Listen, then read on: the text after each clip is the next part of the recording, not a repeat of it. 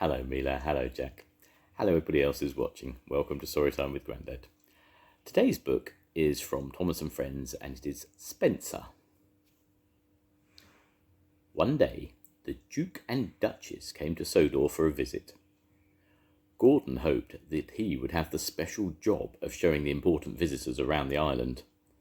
But to Gordon's disappointment, the Duke and Duchess brought their own engine with them. His name was Spencer, and he was the shiniest, sleekest engine that Gordon had ever seen. That afternoon, there was to be a party at Maron Station for the Duke and Duchess. That's on the other side of Gordon's Hill, James told Spencer. You'll need to take on plenty of water, Gordon added helpfully. I have plenty of water, wished Spencer as he steamed out of the yard. But when Spencer reached Gordon's Hill, he began to struggle. The hill was long and steep. He puffed, he panted, he pulled with all his might, but Spencer had run out of steam. His driver had to phone for help. Back at the station master told Gordon, "The Fat Controller has a job for you. There's an engine stuck on a hill." Gordon set off at once. Gordon was surprised to find Spencer. "What's wrong?" he asked. "No water," snapped Spencer. "I must have a leaky tank." "Perhaps," smiled Gordon, "but we'd better hurry. Everyone is waiting for the Duke and Duchess." Soon Gordon was coupled up to Spencer and they set off. Minutes later they arrived at Maron Station. The party was ready to begin. "Well done, Gordon," said the Fat Controller. "You are a very useful engine." Gordon glowed with pride. Spencer was a very fast engine. One day when he pulled into Knapford Station, his driver had exciting news for him.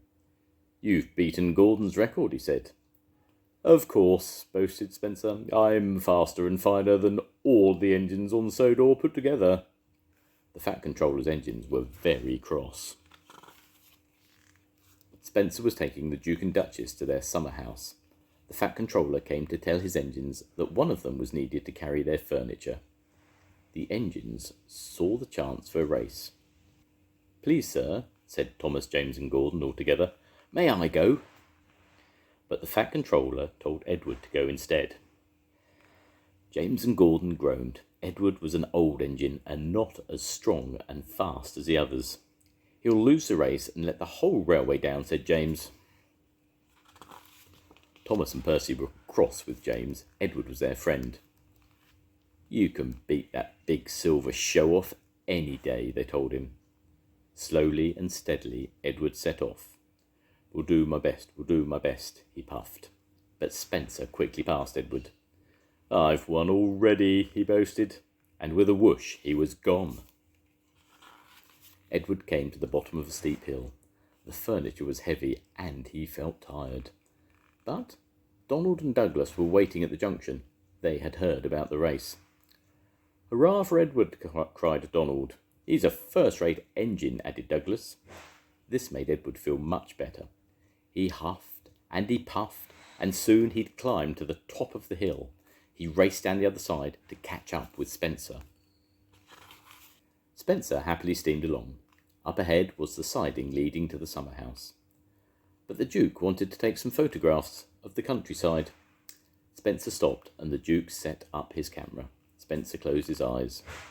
"Nothing to worry about," he said lazily. Before long, Spencer was fast asleep. When the Duke had finished taking photographs, Spencer's driver rang the bell. "Time to go," he said. Nothing happened. Spencer was dreaming of winning the race. He didn't hear the bell, and he didn't hear Edward puffing past him. Spencer's driver rang the bell again and again. Finally, Spencer opened his eyes. He couldn't believe what he saw.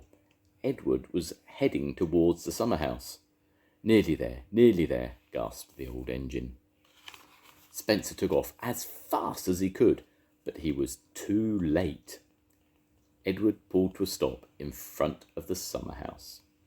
"I've won," he gasped. "I did it!" Suddenly, his pistons didn't ache and his axles weren't shaking. Edward felt like the pride of the Sodor Railway. And he was right. The end. Bye-bye, Mila. Bye-bye, Jack. I'll see you soon.